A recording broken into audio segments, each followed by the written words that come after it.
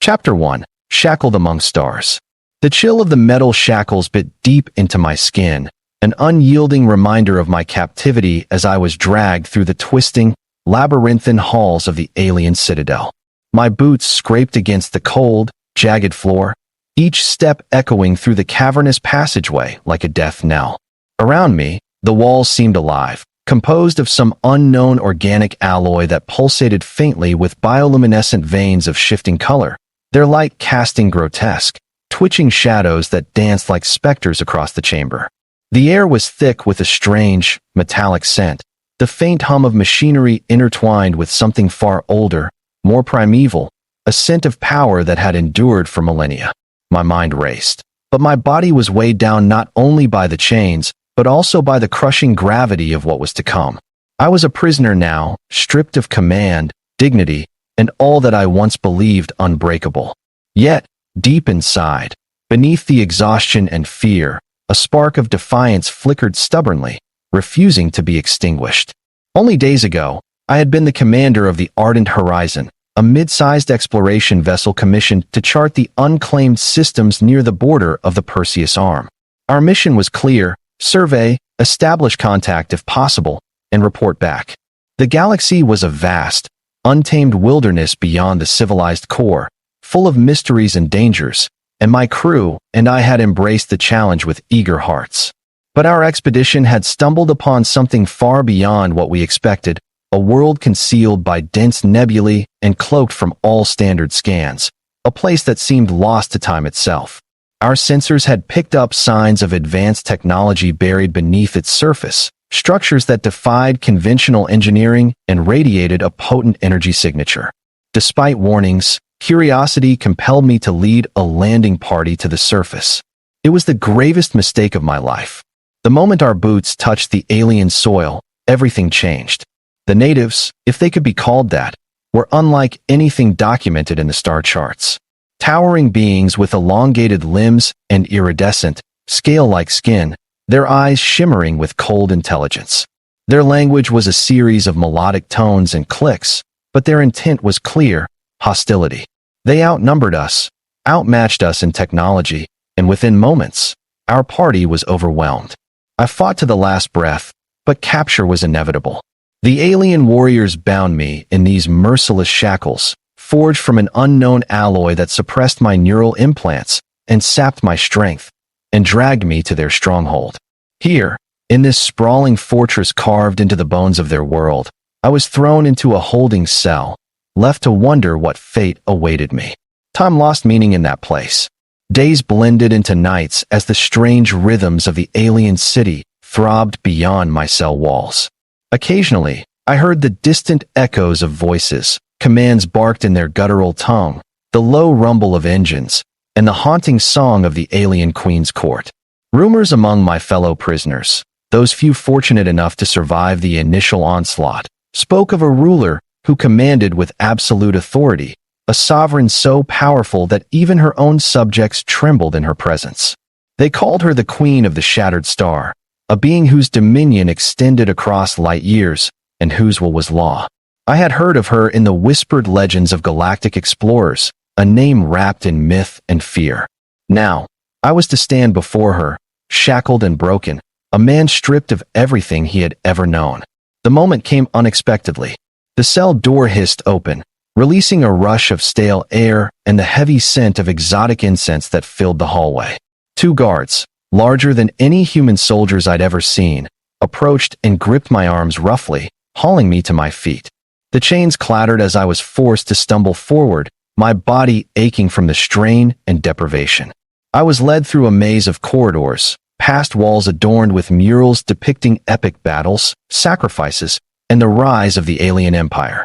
The vibrant artwork told stories of conquest and survival, of empires built and shattered across the void. Every detail was alien, yet hauntingly familiar, the universal truth of power struggles etched in the stone of another world. We reached a massive chamber bathed in a soft, ethereal light. At its center, sitting upon a throne of gleaming crystalline spires, was the alien queen herself. Her form was majestic and terrifying, tall beyond measure, with skin like liquid silver that shimmered in the ambient glow. Her eyes, large and multifaceted, regarded me with a piercing intelligence that cut through the chains binding me and into the depths of my soul. Around her swirled attendants and guards, their postures rigid with reverence and fear. The air vibrated with a palpable tension, as if the very room awaited my words, my fate. Then, as I was pushed forward, my voice caught in my throat. But gathering every ounce of strength left, I spoke, my voice hoarse yet steady, carrying across the chamber in a declaration I never expected would change everything. I am Captain Elias Ryden of the United Earth Fleet. Silence fell like a heavy cloak. For a moment, the Queen's eyes widened in shock. The whispered hum of the court stilled. Then, slowly, impossibly, the alien Queen rose from her throne. The entire chamber seemed to hold its breath as she stepped forward, her gaze locked onto mine, a recognition dawning that neither of us could deny. This first chapter is a sweeping introduction, setting the stage with vivid description, deep emotional tension, and a powerful cliffhanger moment. The character's plight and the mysterious alien Queen's reaction build intrigue for what's to come. Chapter 2, The Queen's Awakening. The atmosphere in the chamber shifted with an almost palpable intensity as the alien Queen rose from her throne, her towering form casting a long shadow that seemed to stretch beyond the crystalline spires and the intricate mosaics that adorned the walls. Her every movement was deliberate, regal, and imbued with an ancient authority that made the air itself seem to quiver with reverence and fear. The attendants and guards who moments ago stood as stoic sentinels now bowed deeply, their multifaceted eyes lowered in deference to the unexpected moment unfolding before them. I stood shackled but resolute, my chains clinking softly as I steadied my breath and braced myself for what was to come. The Queen's gaze, luminous and penetrating, locked onto mine with a fierce intensity that seemed to strip away all pretenses, all masks, revealing the very essence of who I was, a human, a stranger in her realm, and yet, somehow, a name she knew. Her lips, thin and shimmering with the iridescent hue of her skin, parted ever so slightly, and a voice that was both melodic and commanding filled the chamber. Elias Ryden, she whispered, her voice resonating with a depth that echoed in the silence like the tolling of a great bell. It cannot be. The weight of those words settled over me like a heavy fog. How did she know my name? How could this alien sovereign, feared across the stars and shrouded in mystery, recognize me when I had only heard whispers of her existence? My mind reeled back to memories long buried, the secret missions, the coded transmissions, the fragments of intelligence intercepted during my years as an Earth Fleet officer. I had never imagined those shadowed fragments would ever connect to a living presence, let alone to this towering figure who now approached me with an expression I struggled to interpret. Shock, awe, recognition, and something deeper, something dangerously close to hope. The Queen's attendants exchanged nervous glances as she extended a slender hand toward me. Come, she commanded softly. Yet her voice carried the undeniable power to bend wills and calm tempers. The guards hesitated for a heartbeat, then released their grip on my shackled arms, allowing me to step forward, though the chains remained heavy on my limbs. I obeyed, stepping into the heart of the chamber, where the Queen's presence seemed to pulse like a living entity, filling the space with an energy that was at once overwhelming and strangely comforting. As I approached, the Queen's eyes searched mine, seeking answers to questions unspoken, secrets shared in silence across the void of space and time. I am called Lumira, she said, the name rolling off her tongue like a sacred incantation. And you, Captain Ryden, carry a destiny intertwined with mine. Her words sent a shiver down my spine. How could a chance encounter, a reckless expedition into uncharted space, have thrust me into a narrative so vast and ancient that it spanned civilizations and eons? The shackles that bound me suddenly felt less like chains and more like threads tying me to a fate I could neither escape nor fully comprehend. The Queen gestured toward a raised dais where an intricate seat awaited, a throne not merely of power, but of knowledge and memory, woven from materials unknown and pulsing with a faint light that seemed to resonate with her very being. Sit, Elias. There is much to be revealed, and little time to waste. As I lowered myself onto the throne, the chains loosened, their strange alloy responding to Lumira's touch, releasing their grip, yet still reminding me of my captivity. The chamber darkened subtly, bioluminescent veins glowing brighter as the walls shifted, revealing holographic projections that spiraled and danced in the air like celestial bodies in motion. Scenes unfolded before my eyes, worlds burned by war, alliances forged and broken, and a galaxy teetering on the brink of chaos. At the center of these visions was Lumira herself, standing tall amidst devastation, leading her people with a fierce resolve that both awed and terrified. But then the focus shifted, and I saw a human figure, a young man, remarkably like myself, standing beside the queen in moments of triumph and despair alike, their fates irrevocably linked. The revelations crashed over me in waves. Lumira spoke of an ancient pact between her race and humanity, one long forgotten by most, but preserved in hidden archives and sacred rites. Our ancestors, she said, had once walked among the stars together, bound by a shared purpose to protect the fragile balance of life in the galaxy. But betrayal, jealousy, and fear had shattered that alliance, plunging our species into millennia of silence and suspicion. "You are the last hope," Lumira intoned, her voice heavy with the burden of centuries. "The one who can restore the bond and prevent the darkness that now looms from consuming us all." I struggled to absorb the enormity of her words. The weight of responsibility settled on my shoulders like a crushing mantle. I had been dragged from my world, imprisoned and broken, only to be thrust into the heart of a cosmic conflict that defied understanding. And yet, beneath the fear and confusion, a fierce determination took root. If there was even a chance to save my people and this alien race from mutual destruction, I would grasp it with every fiber of my being. Lumira's attendants began to whisper among themselves, casting furtive glances toward us as if wary of the fragile moment unfolding. The queen raised a hand, silencing them with a gesture that demanded absolute attention. "Elias," she said, "the path ahead is perilous. Enemies lurk in the shadows, seeking to exploit our division and extinguish the light we once shared. You must learn to walk in their world, to understand their ways, and to wield the power that sleeps within you." Her eyes bore into mine, unyielding and full of promise. "But first, you must prove your loyalty. The trial awaits." Before I could respond, the chamber shifted once more, walls sliding apart to reveal a corridor bathed in a harsh, unforgiving light. The air grew charged with electricity, and a low rumble echoed from deep within the fortress. Lumira's voice followed me, a whispered command that lingered like a vow. "Walk the trial, Elias Raiden, and reclaim what was lost. Fail, and all hope dies with you." My heart pounded as I stepped forward, the weight of shackles now more symbolic than physical. Each footfall reverberated in the chamber of my soul, carrying me into the unknown. The corridor stretched endlessly, twisting and turning through the alien fortress like the veins of a living organism. Images flickered on the walls, echoes of battles, memories of sacrifice, visions of futures that might never come to pass. The trial was not merely a test of strength or courage, but a crucible designed to strip away illusions and confront the very core of one's identity. As I advanced, shadows coalesced into forms, spectral guardians of the Queen's will, their eyes glowing with an otherworldly light. They spoke in riddles, their voices layered and distorted, challenging me to prove my worth. Each challenge peeled back layers of doubt and fear, forcing me to confront the ghosts of my past, the comrades lost, the mistakes made, the betrayals endured. The shackles that had bound me physically now echoed as chains within my mind, shackling me to memories I desperately wanted to forget.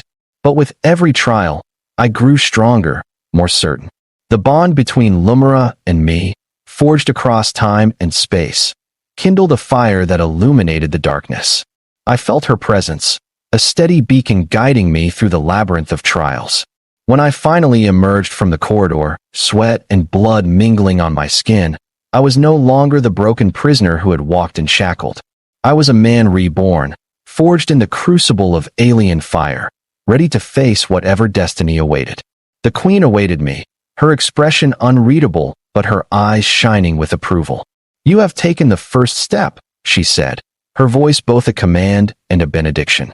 But the path is long, and the enemies are many. Together, we will awaken an alliance that will shake the stars. But beware, Elias Ryden. The galaxy watches, and not all who see wish us well. As she extended her hand once more, I grasped it firmly, feeling the surge of power and hope that linked us. The chains had fallen away, but the weight of the future pressed upon us both. The alien queen had stood for me, not as a captive, but as a destined partner in the fight for survival, and the galaxy's fate hung in the balance. Chapter 3: The Crucible of Shadows. The air inside the ancient war chamber was thick, saturated with the scent of ionized metal and the lingering echo of battles fought and won long before my arrival. Lumira, the alien queen, stood beside me like a living monument to a civilization whose history was etched into every surface of this sprawling citadel. The faint pulsation of energy coursed through the crystalline floor beneath our feet, reverberating up through my body, a constant reminder that this was no ordinary place. This was a nexus of power and legacy, where destinies converged and the weight of eons pressed heavy upon the living. Yet even in this moment of monumental gravity, I could not ignore the chains that had once bound me. Physical no longer, but invisible shackles of doubt and fear that gnawed at my resolve. I had passed the initial trials, but the true test was only beginning. The galaxy itself was a crucible, and my place within it demanded sacrifice, courage, and an unflinching will. Lumira turned to me, her eyes, multifaceted, shimmering like liquid starlight, reflecting a depth of experience that seemed almost incomprehensible. "The past has chained us all," she said softly, her voice like a thread of melody woven through the charged air. "But chains can be broken. You must learn to wield the power of your ancestors, Elias, not as a weapon of destruction, but as a beacon of hope. For that is what our alliance must become, a light in the encroaching darkness." I nodded, swallowing hard against the lump that had lodged in my throat since arriving on this alien world. The weight of responsibility settled over me like an invisible armor, yet beneath it, a flicker of fear remained. Fear of failing, of losing not only myself but all those who still believed in a future beyond the endless war. The queen gestured toward a vast holomap that shimmered into existence, its glowing contours revealing star systems marked by conflict, alliance, and desolation. The shadows spread faster than we anticipated. Our enemies are patient and cunning. They seek to divide and conquer, to turn our strengths against us. My gaze traced the intricate patterns on the map, each glowing but a beacon of life, a fortress, or a battlefield where hope teetered on the edge of oblivion. "Who are they?" I asked quietly, feeling the gravity of the question settle between us. "The Void-born," Lumira answered without hesitation, her tone darkening. "An ancient race long thought extinct. They have re-emerged from the depths of forgotten space with a hunger that knows no bounds. Their purpose is to consume, to annihilate all who stand in their path. We have fought them before, but never faced them together, humanity and the Jatheri." Jatheri. The name of her people echoed in my mind like a thunderclap. I had heard whispers of their legendary warriors, their unmatched mastery of bioengineering and starship warfare.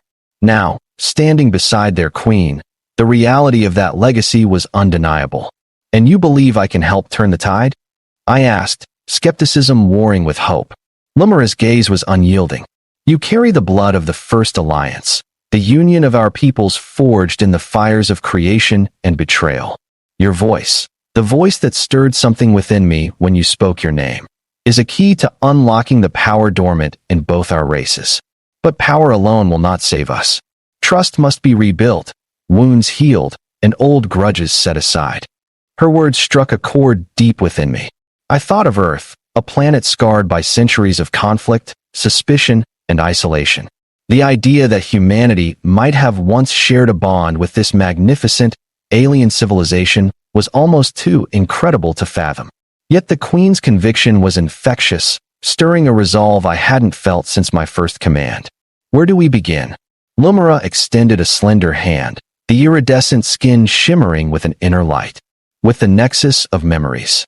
She led me through corridors lined with archives and relics, halls that resonated with the hum of ancient knowledge preserved against time. The Nexus was a vast chamber, its walls embedded with crystalline data cores that pulsed softly, each containing fragments of history, culture, and science, a repository of everything her people had ever known. "Here," she said, "we will uncover the truths buried beneath lies, and together, rebuild the foundation of our alliance." I approached the nearest core cautiously, fingers trembling as I touched the smooth surface. Images exploded into my vision, stars being born, civilizations rising and falling, battles that spanned galaxies. I saw humans and Jatheri standing side by side in times long forgotten, their combined forces a beacon of hope in a chaotic cosmos. But then came betrayal, fractures born from fear and ambition, and the slow decay of unity into mistrust and war. The revelations were both awe-inspiring and heartbreaking. "We must learn from this past," Lumira intoned. "Our enemies exploit our divisions. But united, we can be unstoppable." Her voice softened. "You are the bridge, Elias. The one who can bring humanity back to the light." Days bled into nights as we delved deeper into the Nexus, unraveling threads of history, strategy, and diplomacy. Lumira taught me the ancient rituals of her people, the ways in which their minds connected to technology and each other, a blend of bioorganic interfaces and psychic resonance that defied my understanding. In turn, I shared the stories of Earth, its cultures, its resilience, and the indomitable spirit of humanity. The exchange was tentative, fraught with the weight of centuries of silence and suspicion, yet beneath it all, a fragile trust blossomed. But even as our bond strengthened, shadows lurked beyond the fortress walls. Whispers of dissent echoed through the ranks of the Jatheri, nobles and generals who viewed any alliance with humanity as a betrayal of their heritage. Assassination attempts, sabotage, and subterfuge threatened to unravel the fragile peace we sought to build. Lumira confided in me the deep wounds within her court, the struggle to maintain unity while preparing for the inevitable war against the Voidborn. One night, as we stood on the balcony overlooking the alien city, its towers piercing the swirling mists of a foreign sky, Lumira spoke quietly. "You must understand, Elias, that my people have known darkness before. The Voidborn are not our only threat. Fear and hatred breed monsters just as deadly. Your arrival has stirred hopes and fears alike. You will be tested by enemies without and doubts within." I met her gaze, the stars above us reflecting in her multifaceted eyes. "I'm ready to face whatever comes," I said, the chains of my past slipping away with each step forward. "For both our peoples." Her smile was brief but genuine. "Then we begin the war not just for survival, but for the rebirth of an ancient promise." The crucible was no longer a distant threat, it was upon us. And together, we would face the shadows that sought to consume the light of two worlds. Chapter 4. The Reckoning and the Dawn. The day dawned on the alien world not with the soft glow of a gentle sunrise, but with the roar of a brewing storm, an ominous crescendo that echoed through the shattered canyons and spired towers of the citadel. From the heights of the throne room, now no longer a place of imprisonment, but a command center pulsating with urgency, Lumira stood poised like a titan among mortals, her every movement radiating strength and solemn resolve. Beside her, I once shackled and broken had transformed into a man shaped by fire and purpose, a symbol of the fragile yet unbreakable alliance between humanity and the Jatheri. The weight of the galaxy's fate settled upon our shoulders, heavy but unmistakably real.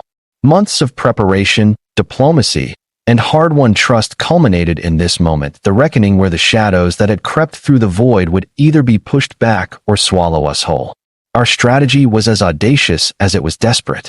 The Voidborn fleet, a nightmarish armada of biomechanical horrors and ancient warships, was massing in the outer systems, their intent clear to devour and annihilate all life in their path. Intelligence gathered from the nexus of memories and countless covert missions revealed their weakness, a fragile neural core that synchronized their hive mind, nestled deep within the bowels of their flagship. Destroy that core, and their coordinated assault would unravel into chaos. The task fell to a combined strike force, human and Jatheri warriors united for the first time in millennia, and I was entrusted with leading the assault team that would penetrate the flagship's defenses and strike at its heart. The final hours before deployment were marked by a silence heavier than any battlefield noise. Soldiers and pilots, both human and alien, moved with grim determination, their faces etched with the understanding that this was more than a battle. It was a fight for the survival of entire civilizations. I found myself walking among them, offering words of encouragement and solidarity, trying to quell the whispering doubts that threatened to seep through the ranks. The Queen, ever vigilant, walked alongside me briefly, her presence a steady anchor amid the storm of emotions. "Remember, Elias," she said softly, her voice a blend of command and compassion. "This is not just a fight of weapons, but of wills. Our enemies feed on fear and division. We must be stronger than that." With a final nod, we boarded our respective vessels, the massive fleet streaming into the star-studded void like a tidal wave of hope and defiance. The sight of human and Jothari ships flying in formation, their sleek hulls gleaming under distant suns, was itself a testament to the improbable alliance that had blossomed against the odds. As my ship, the Celestial Vow, slipped through the cosmic darkness, I allowed myself a brief moment to reflect on the journey that had brought me here, from a shackled prisoner dragged through alien halls to a leader standing shoulder to shoulder with a queen whose trust had become my most precious armor. The approach to the Voidborn flagship was harrowing. Its gargantuan silhouette loomed like a living nightmare, its surface writhing with pulsating bioorganic armor and clusters of deadly weaponry. The void itself seemed to warp around the ship, as if space feared the creature's presence. Coordinating with Lumira's fleet, we launched our diversionary attacks, drawing the enemy's fire and fracturing their defenses. Meanwhile, my strike team prepared for insertion via stealth pods, designed to slip through the cracks of the massive vessel's hull and plunge into the abyss below. Inside the flagship, the atmosphere was suffocating, an eerie blend of mechanical groans, wet organic squelches, and the cold hum of alien technology fused with living tissue. Our pods pierced the hull like needles threading the eye of a colossal beast, depositing us into the labyrinthine corridors that twisted like veins and arteries, pulsing with malevolent energy. The team moved with precision, each step measured, every breath calculated as we navigated the alien anatomy of our target. The voidborn creatures guarding the neural core were monstrous hybrids, part machine, part flesh, with senses honed for death. We fought them in brutal, close-quarters combat, the clash of plasma and blades echoing through the fleshy walls. As we advanced deeper, the neural core came into view, a massive crystalline structure pulsating with raw energy, linked to the very consciousness of the void-born hive mind. Disrupting it would be catastrophic for the enemy, but the core was guarded by the void-born queen herself, a being of nightmare and legend, towering above us, her many eyes glowing with icy malice. The battle that ensued was unlike any I had ever faced. Every instinct, every skill honed through years of conflict, was tested against a creature that seemed to anticipate our moves before we made them. My companions fell one by one, their sacrifices carving a path to the heart of darkness. In the crucible of that fight, I felt Lumira's presence not just as an ally, but as a force that transcended physical space. Her voice echoed in my mind, steady and commanding, weaving through the chaos. "Focus, Elias. The bond between us is our strength. Trust it." With a roar that was both human and alien, I unleashed the power she had helped awaken within me, a resonant wave of energy that shattered the core's crystalline lattice, sending a shockwave through the vessel. The neural synchronization faltered, and the void-born hive mind screamed in agony as its connection to the flagship was severed. Outside, the void-born fleet began to fall into disarray, their ships colliding and exploding in cascades of fire and debris. The tide of battle turned, and the combined forces of humanity and the Jothari pressed their advantage, driving the invaders back into the abyss from whence they came. The cost was unimaginable: countless lives lost, worlds scarred, and scars in the psyche of all who had fought. But amid the ruin, a fragile hope was born. Back aboard the Citadel, as the first rays of alien dawn bathed the city in ethereal light, Lumira and I stood once more on the balcony overlooking a world changed forever. The chains that had once bound me were gone, replaced by a new bond forged in fire and blood, a promise that humanity and the Xathari would face the future together, not as enemies, but as brothers and sisters in arms. The queen's voice was soft, but resolute. You walked in Shackled, Elias Ryden, but you rise now as a beacon for all who seek peace in the darkness. Our journey is far from over, but the dawn is ours to claim. And with those words, beneath alien stars and human hopes entwined, the dawn of a new era began. The victory was not merely the destruction of the Void-born flagship or the scattering of their fleet into chaos, it was a seismic shift in the fabric of the galaxy, an awakening that challenged millennia of suspicion, fear, and isolation between two great civilizations. As the battle's echoes faded into the void and the fires of war began to die down, the true cost of what we had endured came into sharp relief. The corridors of the Citadel were no longer silent and brooding. They hummed with cautious hope and whispered promises of renewal. But the scars, both visible and unseen, ran deep. I walked those halls no longer as a captive, but as a man reborn, carrying the burden of countless lives, those lost and those yet to be saved. Lumira, the alien queen, stood by my side, a towering figure of grace and strength who bore her own wounds from the war, her multifaceted eyes reflecting the resolve that had brought us through the darkest night. Yet, beneath her regal bearing, I glimpsed the vulnerability of one who knew that peace was a fragile gift, easily shattered by the ghosts of the past or the shadows lurking in the future. We convened a council unlike any before. Humans and Xathari leaders gathered around a vast table forged from star metal and crystal, symbols of unity rising amidst the ruins of old rivalries. The air was thick with the weight of history and the fragile hope for something new.